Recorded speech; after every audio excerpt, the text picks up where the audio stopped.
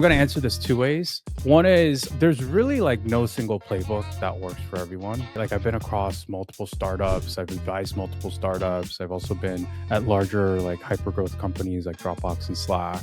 And I would say every kind of situation is pretty bespoke. I get founders to go through this exercise of if you were to have a 4 to 5 slide pitch deck, how would you talk about the pain point you're solving for? How would you talk about why today's solutions don't work to solve that pain point? And then how are you technically more adept at solving for that pain point because of how you've architected your solution?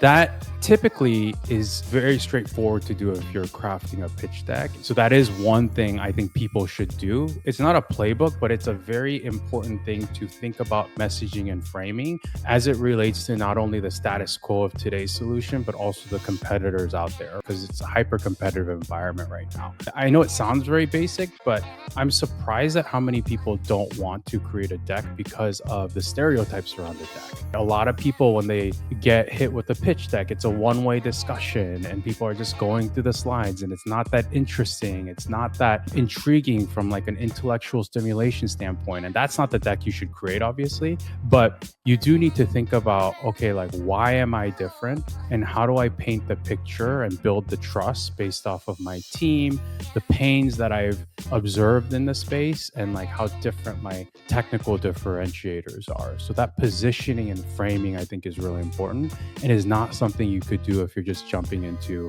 a demo.